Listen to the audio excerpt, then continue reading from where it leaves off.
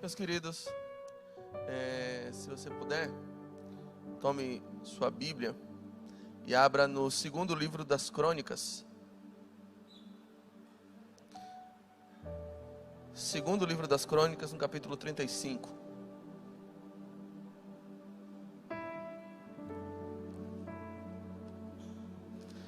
Acredito que das últimas vezes que eu preguei aqui na igreja, eu escolhi uma linha de pregação que foi falando do exemplo e da inspiração de alguns meio que anônimos da palavra, das escrituras. Alguns irmãos que não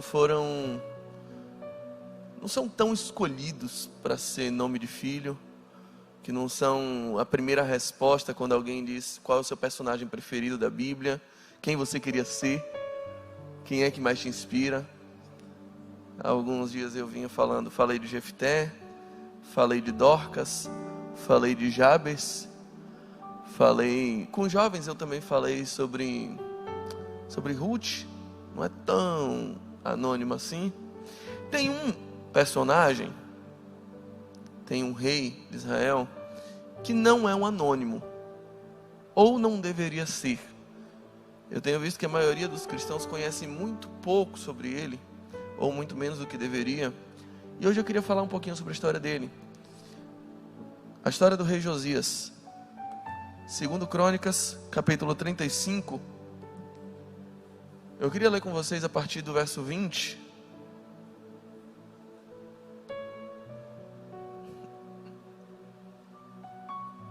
Eu sou meio fissurado por esse lado B da Bíblia, por essas histórias que quase ninguém conta, por essas mensagens que quase ninguém prega.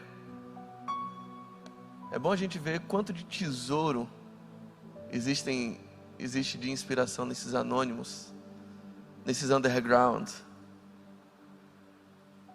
Isso me lembra que toda vez que eu converso com alguém aqui da igreja, às vezes alguém que você nunca vai ver pregando aqui, que você provavelmente não vai ver cantando, que não vai ter uma rede social muito agitada, que não vai ter muitos seguidores, mas meia hora de conversa com algumas dessas pessoas revela um tesouro escondido que você muitas vezes não consegue extrair nada parecido em pregações e pregações, em conversas e conversas com alguns dos pastores mais estourados do Brasil.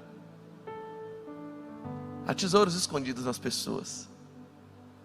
Cada história, cada personalidade, cada vivência aqui carrega consigo um valor inestimável.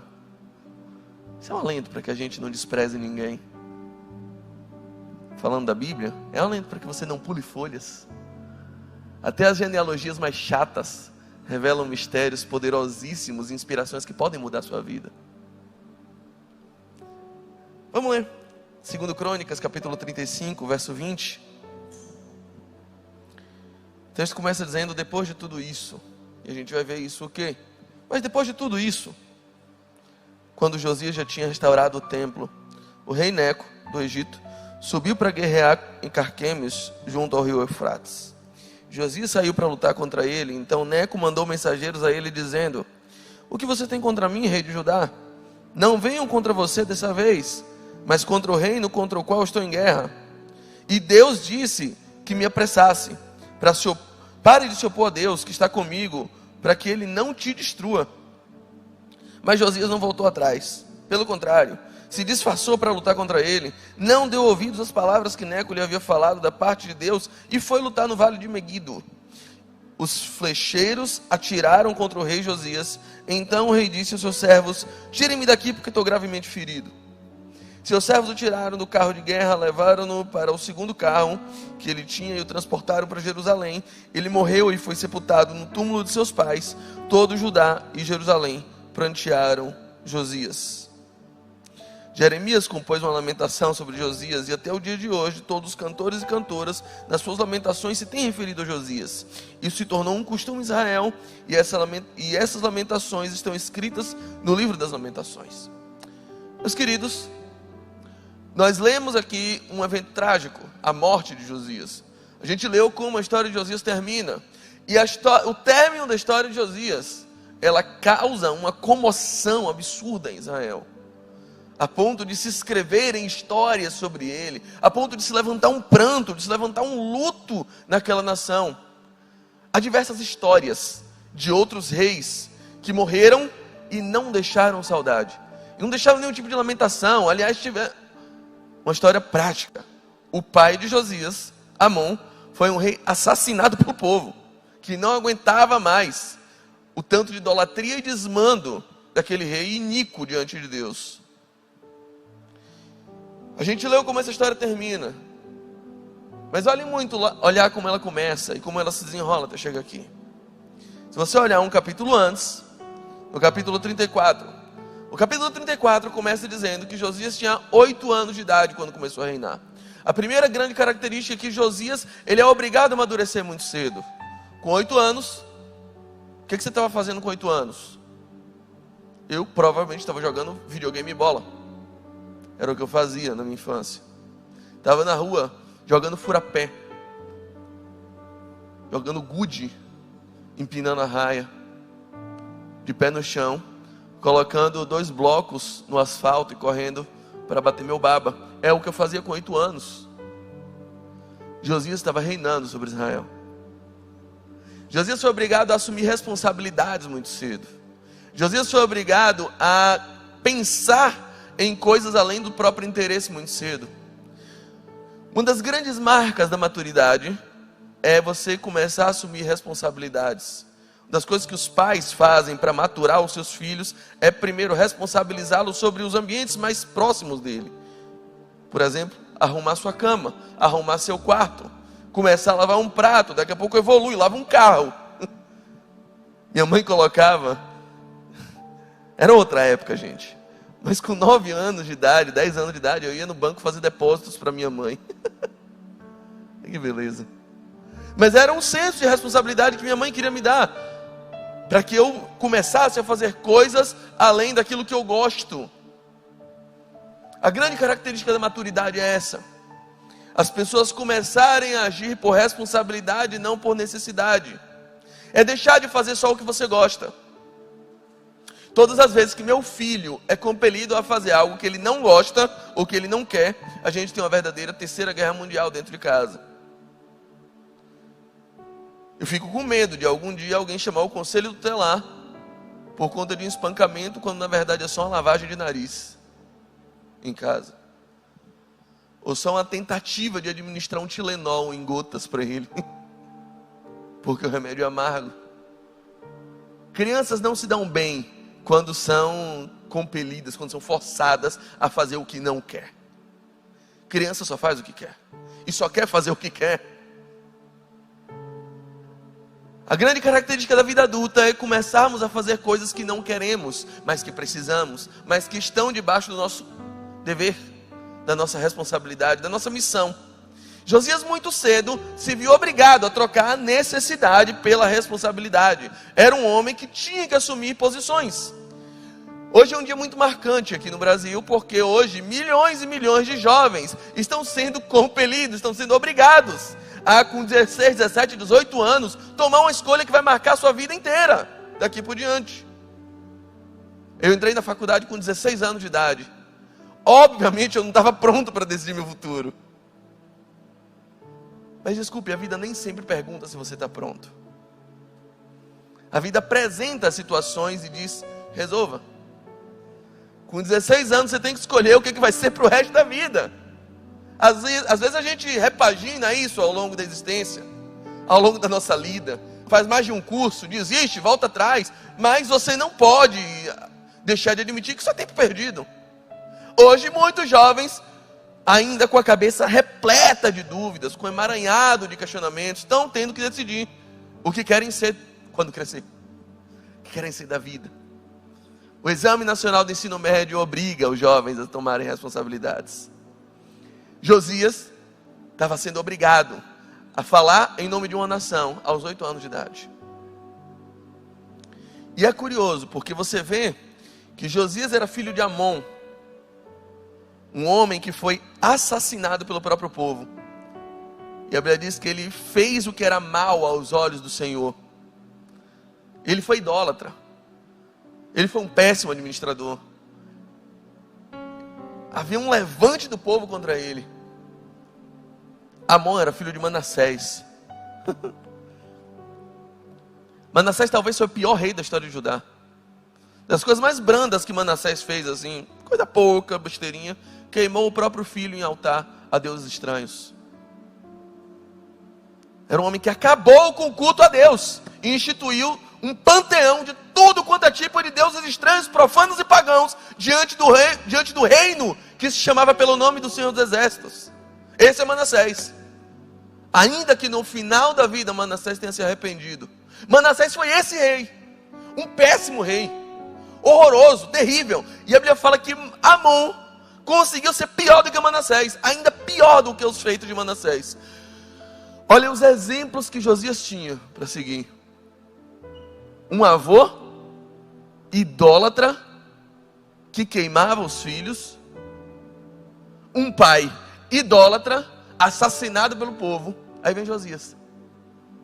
No meio de uma idolatria institucionalizada, no meio de uma falência de princípios, no meio de uma noção completamente deteriorada sobre o que é família, sobre o que é carreira, sobre o que é reinado, sobre o que é culto.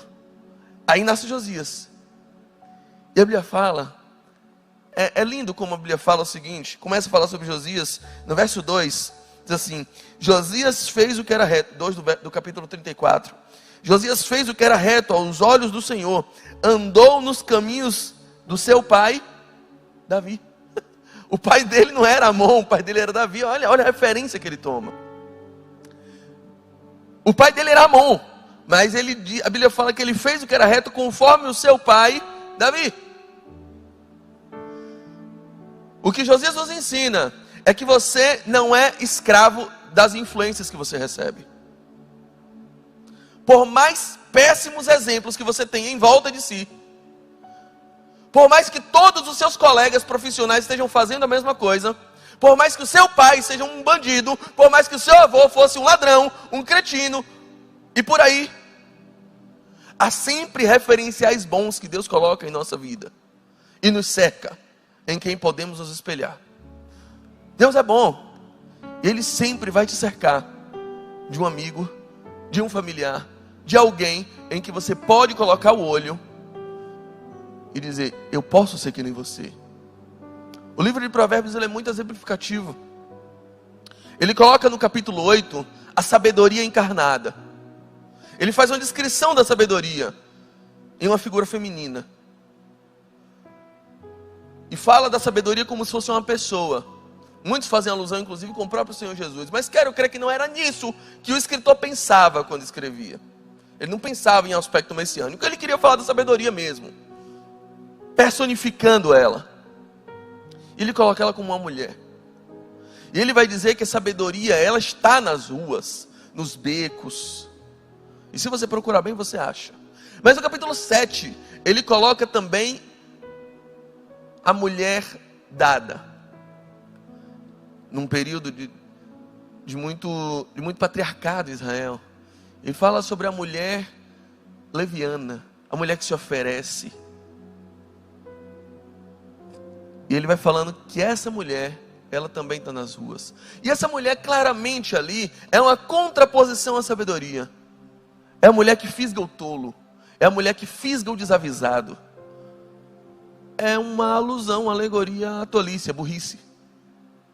O que o texto está dizendo claramente no capítulo 7, no capítulo 8, é que a sabedoria está na rua.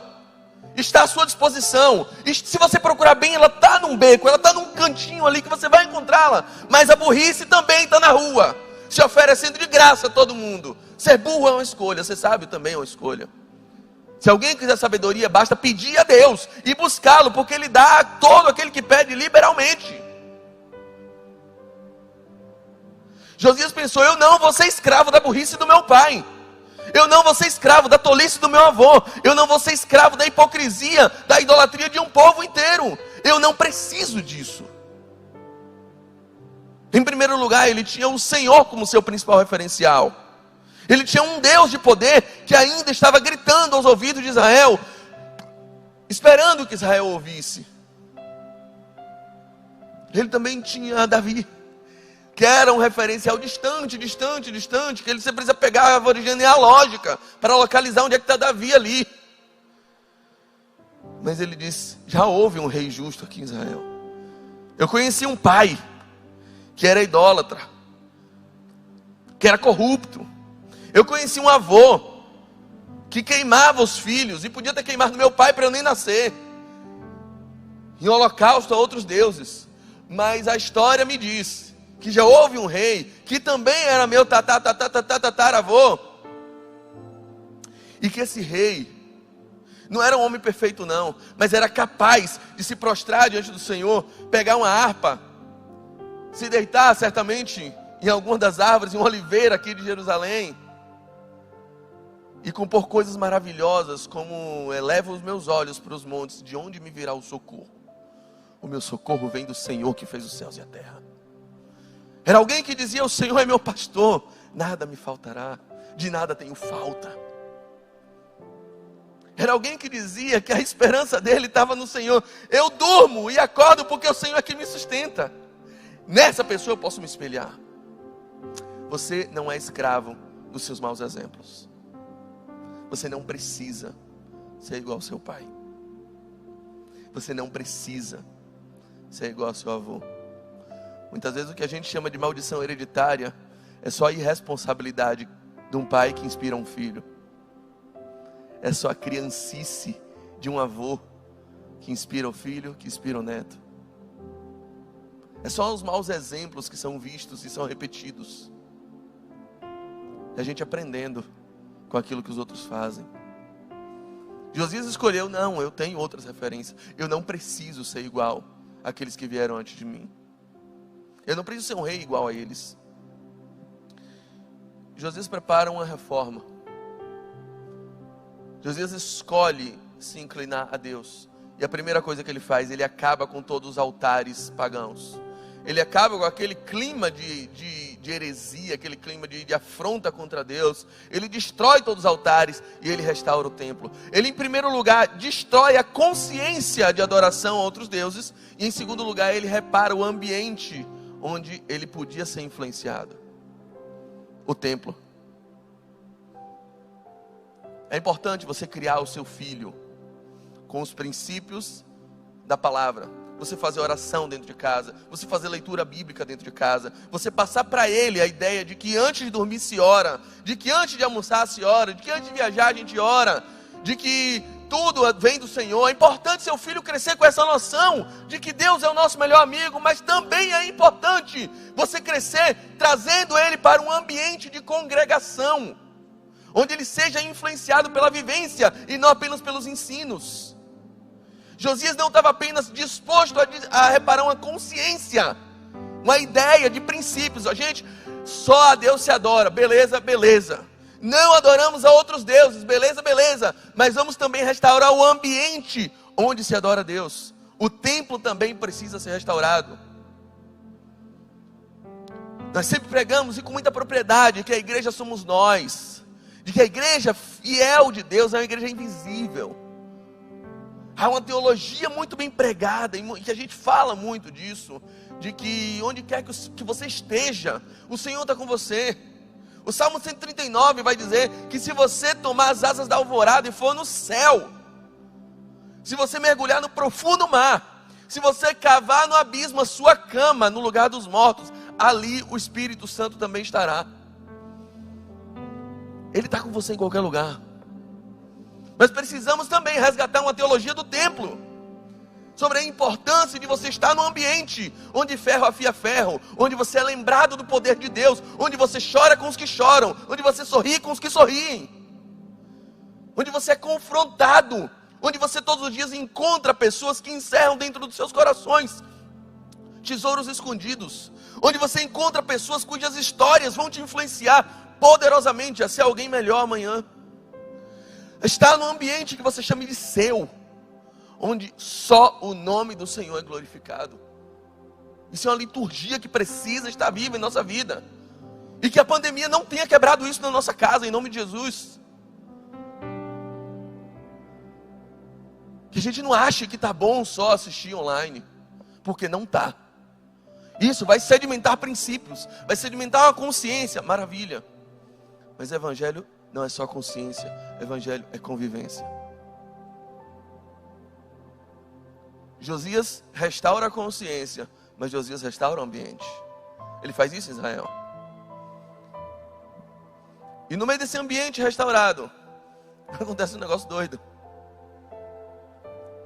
Ilquias, um dos homens de confiança, um dos homens que influenciavam Josias, sacerdote, vasculhando o templo, na hora lá, vasculhando, varrendo, acendeu a luz, joga a móvel para cima, tudo empoeirado, tirando teia de aranha, achou um livro, e grita: achamos o livro. Que livro era esse? As Escrituras. A palavra de Deus abandonada no templo, anos sem ser lida, cheia de teia de aranha, esquecida. E Josias pega aquele livro, se tremendo: o que é isso que tem escrito aqui? E começa a ler, e devorar, e mergulhar no livro. E cada vez que ele ia lendo, a barriga dele ia gelando, a pele dele ia arrepiando, ele ia se tomando de medo. Ele: se esse livro está certo, a gente está tudo errado.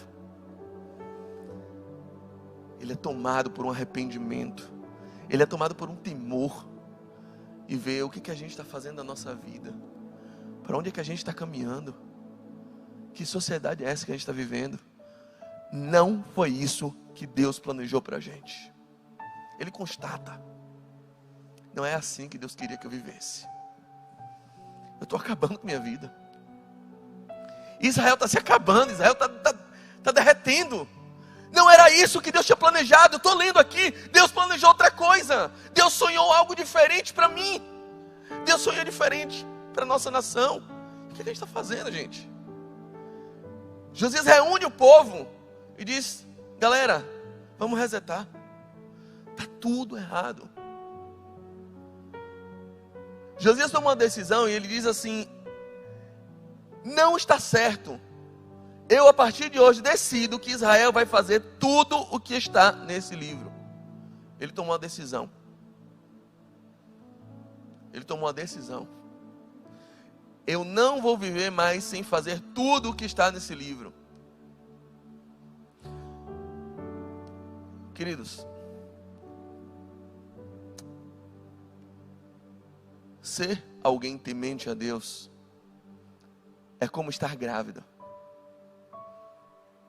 Alguma vez você perguntou: você está grávida? E a mulher respondeu: ah, mais ou menos. Tem sentido isso? Não tem sentido isso. Pode ser que ela esteja grávida no começo, pode ser que ela esteja grávida em uma gravidez avançada, mas a resposta sempre vai ser sim ou não. Se alguém temente a Deus, ser filho de Deus, não dá para ser mais ou menos. Pode ser que você seja um filho ainda imaturo, mas é preciso que você tenha uma resposta que seja ou sim ou não. Virou moda dizer assim: eu gosto muito da Bíblia, mas não concordo com tudo que está nela. O problema é seu, então você não gosta da Bíblia. Você gosta das suas ideias e que você viu um eco delas na Bíblia.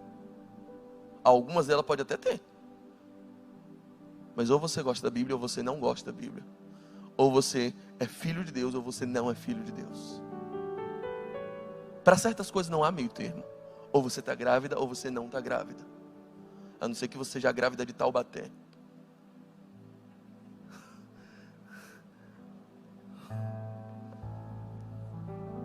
Os mais novos não entenderam, vai dar um Google depois. Certamente ela não vai cair no Enem, mas ela fez a alegria de muitos brasileiros um dia. A grávida de Taubaté estava mais ou menos grávida, beleza. Se você não é ela, isso não cabe a você. E ela não tem uma analogia no mundo espiritual. Ser filho de Deus vai comportar uma resposta, ou sim ou não.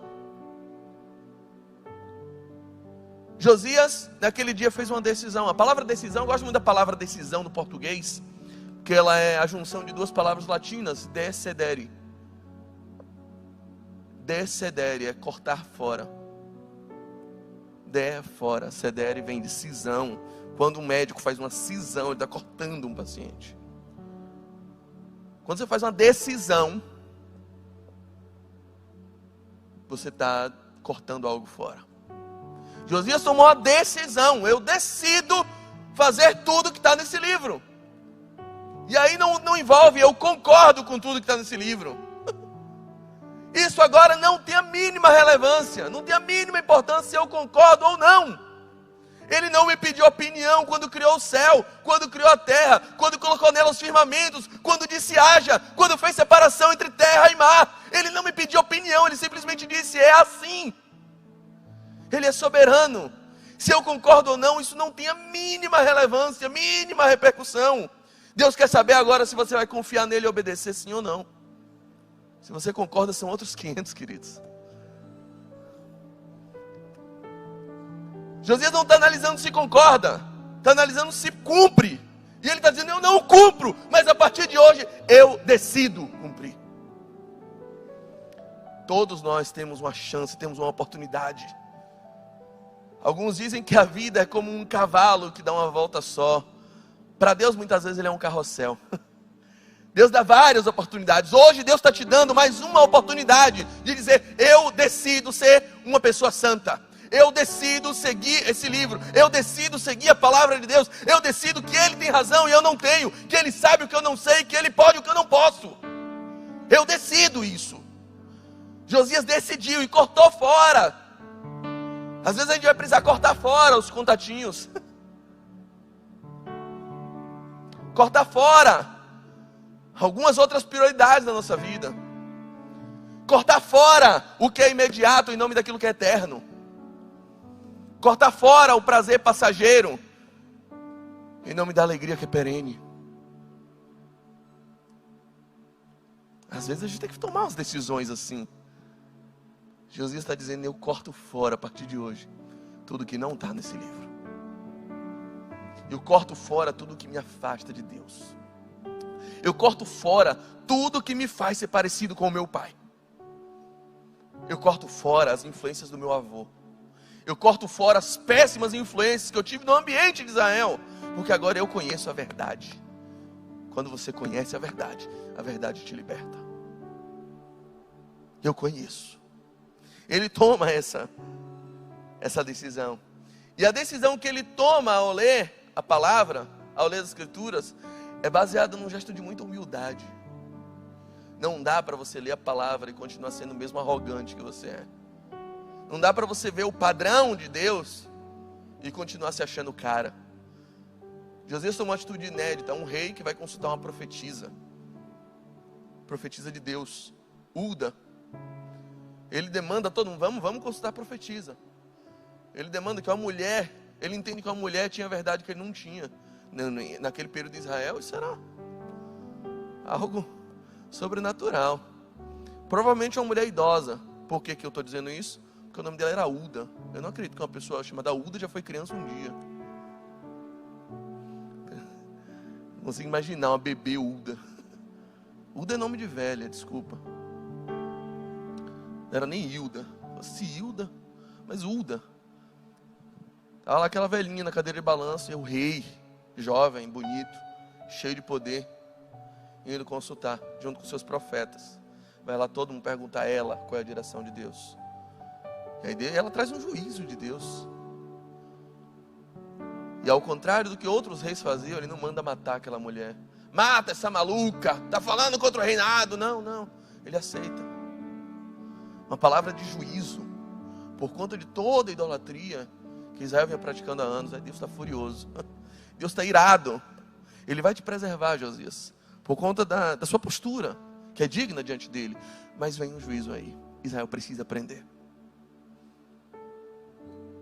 E Deus estava falando como um pai que disciplina os seus filhos. Deus vai dizer, lá no Novo Testamento, eu castigo e disciplino a todos aqueles que eu amo. Se você não está sendo disciplinado por Deus, revisite e questione sua filiação. Porque Ele faz isso com quem Ele ama. Ele não tolera um filho dele colocando o dedo na tomada. Ele não deixa para lá. Deixa para lá. Ele gosta. É a brincadeira, ele gosta de brincar assim. Empinando a raia com linha temperada com vidro. Tem só 5 anos, deixa, é a brincadeira dele. Brincar de desviar dos carros na BR, ele gosta. Deus não faz isso. Deus disciplina filhos que fazem isso, porque Ele nos ama.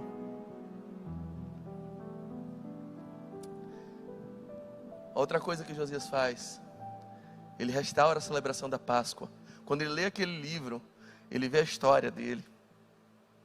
Ele vê a história daquele povo, de como Deus faz aquele povo dar um pulo, dar uma passagem da escravidão para a liberdade. Ele restaura a mesa. Ele lembra de como Deus liberta o povo a partir de um jantar. Ele lembra de como Deus restaura o povo a partir da comunhão, a partir de portas fechadas e família reunida, a partir de olho no olho. Mesa é isso. Eu gosto do ambiente de mesa por conta disso. Na mesa os pés ficam escondidos, mas o coração e o rosto fica evidente. Na mesa não importa se você tem 40 anos ou 40 minutos de evangelho, mas importa um coração sincero, entregue numa relação verdadeira de olho no olho. Mesa é isso é evangelho. Josias restaura a mesa em Israel, restaura a Páscoa. Uma das coisas que eu mais gosto da Páscoa é uma orientação bestinha, mas que tem um significado profético, que a gente constrói uma analogia maravilhosa em cima disso. Era uma ordem que toda família devia ter um próprio cordeiro. Um cordeiro aqui para a família. E ele diz assim: se o cordeiro for grande demais para a família, chame outros vizinhos e façam juntos.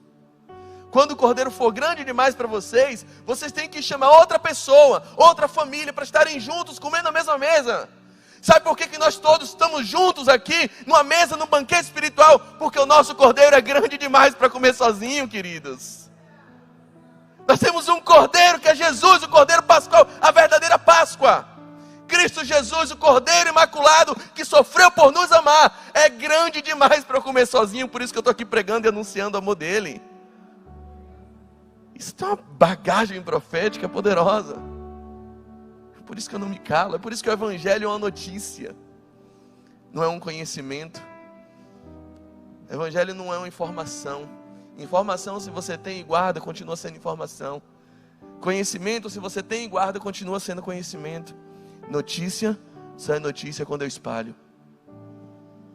Evangelho só é evangelho quando você conta, quando você compartilha, quando você chama alguém para comer esse cordeiro com você.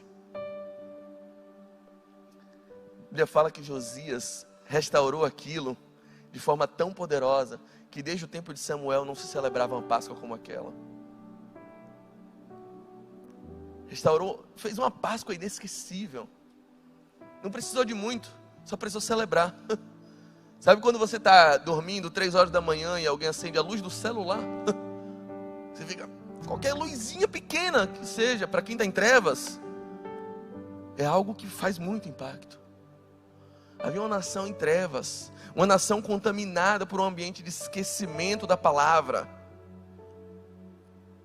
Bastou relembrar, bastou acender uma chama que estava só incandescendo no coração, e o povo está de novo impactado, e de novo o povo experimenta um avivamento. Pode ser que você há muito tempo não ouça a voz do Senhor, pode ser que há muito tempo esteja estacionado o evangelho que um dia você viveu, que só tem uma fagulha aí no seu coração. Há um Deus verdadeiro, puro, fiel e poderoso nesse lugar, que quer de novo reacender essa chama, que quer de novo te convidar a um ambiente inesquecível aos pés dele. Na mesa, aquele povo reviveu os seus melhores dias. Na mesa, relembrando tudo que Deus havia feito por eles. Na mesa, um contando para o outro, um falando ao outro as maravilhas de Deus, e como Deus com braço forte tirou eles da escravidão e transformou eles em um povo, em uma nação livre e sacerdotal.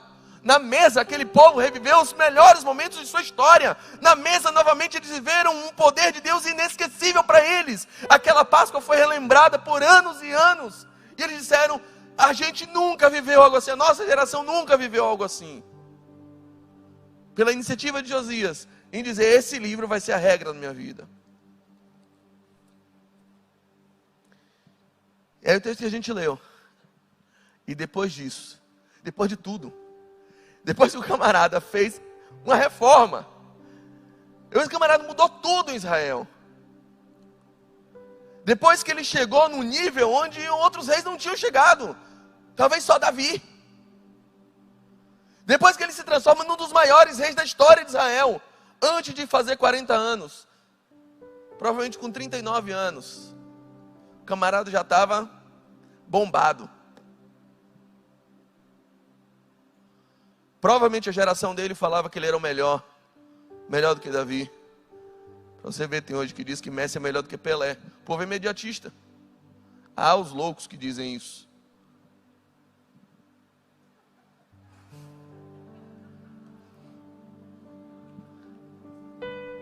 A pessoa não entende futebol e fala isso, mas tem gente que fala isso. Naquele momento, provavelmente tinha gente que dizia que Davi não fazia os gols que Josias fazia. Que Davi jogou contra a seleção do exército. Que Davi jogava em campo de várzea. Mas Josias não. Josias enfrentava os melhores da Champions League. Provavelmente devia ter essas. E nesse momento, no momento em que ele é aclamado, no momento em que ele leva o povo de Israel a um patamar de desenvolvimento e de espiritualidade há muito tempo não experimentado, no momento em que ele se expandia, provavelmente para conquistar também e unificar novamente o reino do sul e do norte, já havia um clamor nesse sentido, já havia uma movimentação muito forte nesse sentido, de Judá e Israel serem novamente uma só. Nesse momento ele já, cheio de planos para o futuro, pipocando o reinado, vem um rei, outro rei, que está numa outra nação, um faraó egípcio, chamado Neco, dizendo assim: Josias, seguinte, vou passar aí, onde você está, na sua nação, mas fica tranquilo, eu não quero briga com você, só vou estar de passagem, minha briga é com outro povo, tá? Fique tranquilo, só vou estar de passagem. E aí Josias, não, venha, senão você toma. Se passar aqui é briga. Quem é que briga comigo agora? Quem é que briga com o exército do Deus vivo? E Neco olha para ele e fala assim: escute uma coisa, esse Deus que você crê falou comigo e me disse para eu passar por aí, e Ele está comigo agora, Ele me enviou e Ele está me abençoando para eu ganhar uma guerra. Então assim, se você vier, você está se levantando contra Deus. A Bíblia fala que Josias não quis ouvir. Em primeiro lugar, provavelmente Josias não aceitava que Deus estivesse em outro lugar que não na casa dele. Deus não pode estar falando em outro lugar que não no meu reino. Josias achou que por ter intimidade com Deus, que por ter vivido algo especial com Ele, ele se tornou proprietário de Deus. Ele conseguiu encaixotar, ele transformar Deus num Pokémon, sabe? Jogou a Pokébola e capturou Deus. Ele achava que Deus era isso, um bichinho a ser domesticado, e que Deus só fala nas quatro paredes dele. Ele achou isso de Deus. E aí tem outro homem dizendo que ouviu Deus, aí ouviu como? Como o sacerdote de Acabe fala para Mica isso: quando foi que Deus saiu de mim e entrou em você, querido? Josias pensa algo parecido. Josias cai na loucura de achar que a gente pode amarrar Deus, e que a gente tem a propriedade exclusiva sobre Ele, que Deus não está falando em outros lugares. Josias cai na loucura de achar que pode engaiolar Deus, e que Deus só fala com ele, e que só fala do jeito que ele está falando, e que só fala na igreja dele. Oh, queridos, nunca caiam numa loucura dessa. Deus fala com quem quer, onde quer, se quiser, da forma que quiser, quando quer. Deus fala que a voz de Deus é como voz de muitas águas. Quem já morou na frente da praia sabe, tem dia que a água está... Tem dia que a água está... Mas aquele barulho é sempre constante. Deus está sempre falando. De diversas formas. Em diversos lugares. Em diversos tempos. De diversos modos. Para diversas pessoas. Tem dia que Deus vai falar aqui. Não é pela boca de nenhum dos pastores. Tem dia que Deus vai falar com você, não nessa igreja, talvez em outra. E se Deus está falando para você servir a Ele em outra igreja, você vai levar o nosso abraço, a nossa bênção, e dizer, é melhor obedecer a Deus do que aos homens. Se Deus falou com você para você servir em outro lugar, que Deus te abençoe. Essa porta vai continuar escancarada para você sempre que você quiser, mas obedeça a voz de Deus. Nós não temos problema com isso. E é bom que você também não tenha. Porque isso pode custar a sua vida. É bom você aprender a ouvir, aprender a reconhecer a voz do Senhor quando você ouvir. Ainda que não seja da forma como você espera. Eu quero que Deus fale assim. Se é Deus mesmo, Deus fale comigo. Bonzão. Deus vai dizer, não, já falei, ouça se você quiser. Senão você morre. Beijo, tchau. Foi isso.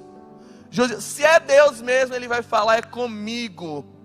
Mas sou eu mesmo e não vou falar. Um abraço. Josias caiu nessa teimosia. Que loucura, gente. Em segundo lugar, provavelmente Josias foi entorpecido pela arrogância. De por ter conquistado muito. Inclusive, Josias chegou no ponto de certamente dizer, eu sou tão bom que até humilde eu sou, tá vendo? Fui lá consultar uma profetisa. E a arrogância foi a pedra de escorrego dele. A ponto de chegar no terceiro problema dele. Josias não discerniu o que era mais forte que ele. Josias não discerniu que podia ter um rei mais forte que ele. Que podia ter uma nação mais forte que a dele. Do ponto de vista bélico, de guerra, de armamento. Não é possível. Para cima de mim? Eu? Deus do meu lado, querido. Ninguém me pega. Pegou. E pegou em cheio. Veja uma coisa. A Bíblia fala assim. Resisti ao diabo. E o diabo fugirá de vós. Quando você enfrentar Satanás, resista a ele. Quando vier alguma batalha espiritual que queira infiltrar alguma mentira na sua mente, resista a ele. Jesus fez isso. Jesus resistiu a Satanás. Satanás falou assim, pega essas pedras e transforma em pão. Ele resistiu e disse, nem só de pão viverá um homem, mas de toda palavra que sai da boca de Deus. Ele deu 3, está escrito na caixa dos peitos de Satanás. Satanás fugiu dele. O próximo encontro de Jesus com Satanás foi em Gadara. E se você lê o que está escrito em Gadara, no encontro de Jesus em Gadara, quando uma legião vem, um gadareno vem possuído de uma legião, Jesus chega e eles começam a dizer, Jesus, rogo a Deus, que não nos atormentes. Satanás estava chamando Deus contra Jesus, fugindo dele. Jesus enfrentou e resistiu a Satanás, a ponto de Satanás pedir a Deus, oh Deus, teu filho quer me bater.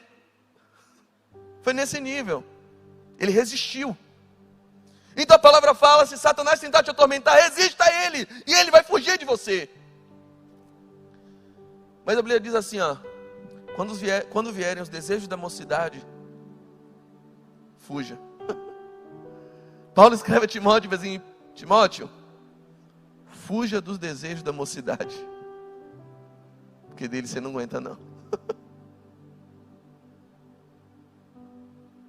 Algumas tentações são piores do que o próprio Satanás contra a gente. E é preciso você aprender a identificar batalhas que você não tem condição de lutar. E algumas batalhas a gente tem que fugir. Não dê conversa. Não alimente. Ande longe do seu limite. Se você tem isso aqui de domínio, não ande aqui. Ande aqui. Quem anda perto do limite, uma hora pula ele. Uma hora transborda. Sai da borda, sabe? Se você Se você está em dieta, não passe perto da coxinha da Perine. É lógico isso para todo mundo. No reino espiritual, a mesma coisa. Não coloque coisa má diante dos seus olhos. Uma hora você perde a batalha. Sansão brincou o quanto quis, o quanto pôde. Até aqui eu aguento. Até aqui eu aguento. Mais um pouquinho. Até o momento em que Dalila descobriu totalmente o seu coração e entregou-lhe aos filisteus. Seus cabelos foram cortados, seus olhos foram furados, sua força foi esvaída. Quando o cabelo dele está cortado, ele levanta e a Bíblia diz assim: e Sansão não sabia que o Espírito do Senhor já se tinha retirado dele. E ele levanta: agora me levantarei como das outras vezes. Como das outras vezes que eu brinquei com o pecado. Como das outras vezes que eu negociei meu segredo com Deus. Como das outras vezes que eu fui infantil a ponto de brincar com aquilo que pode me matar. Aprende a discernir o que é mais forte do que você e andar longe disso, e fugir, e não entrar nessas batalhas corporais que você não vai aguentar. Josias não entendeu isso. E a minha oração é que você não termine como Josias. Josias, um rei maravilhoso, era o rei que Israel pedia, era o rei que Israel clamava. Ele morre antes de 40 anos. Por conta de uma arrogância besta. Por conta de uma infantilidade. Aquele homem que amadureceu tão cedo, parece que depois de adulto resolve voltar a ser criança. Não coloque tudo a perder. Feche seus olhos, baixe sua cabeça. Vamos orar ao Senhor. Que o Senhor nos batize com o espírito de temor essa noite. Que ao ser confrontado pela palavra, como você foi hoje, que o seu coração seja tomado por um senso de arrependimento, como Josias foi um dia. E você que tem caminhado com o Senhor, você que já entendeu os planos dele para a sua vida, não jogue uma aliança duradoura que Deus tem planejado para a sua vida fora, por conta de uma paixão de 5 minutos, por conta de uma tentação profissional, que amanhã pode ser tão incerta, por conta de um pecado que pode custar sua família, pode custar a sua intimidade com Deus, pode custar a sua relação com Ele. Não brinque com o que é mais forte que você. Dê ouvidos aos avisos de Deus. Deus está falando e você está fingindo que não ouve. Deus está mandando recados para você e você ignorando. Deus está fervendo o seu coração de diversas formas. Deus está mandando os pombos correios dele, sabe? Para de exigir provas irresponsáveis e loucas diante de Deus. Se é Deus mesmo, Ele vai falar pela irmã fulana, vai falar, não. Deus não está sujeito a seus caprichos. Para de ser criança. Para com isso. Deus não tem a obrigação de falar do jeito que você quer. Ele é Deus desde o princípio e continua sendo. Ele não se sujeita aos nossos decretos. Ele não obedece aos nossos comandos. Ele não se aprisiona em nossas gaiolas. Se Deus está falando com você hoje, não endureça o seu coração. Se hoje ouvires a sua voz, não endureça o seu coração. Que você tenha força para fazer as decisões que o Senhor está mandando você fazer. Cortar fora o que precisa ser cortado. Arrancar o que precisa ser arrancado. Ir para o lugar que precisa ser visitado. Se Deus está mandando você sair, saia. Se Deus está mandando você voltar, volte. Se Deus está mandando você aceitar, aceite. Se Deus está mandando você apartar, aparte. Não negocie a sua intimidade com Deus. Não brinque com o que é mais forte que você. Não brinque com fogo. Não brinque com perigo. Não coloque em risco uma relação eterna só para desfrutar de um prazer que é passageiro.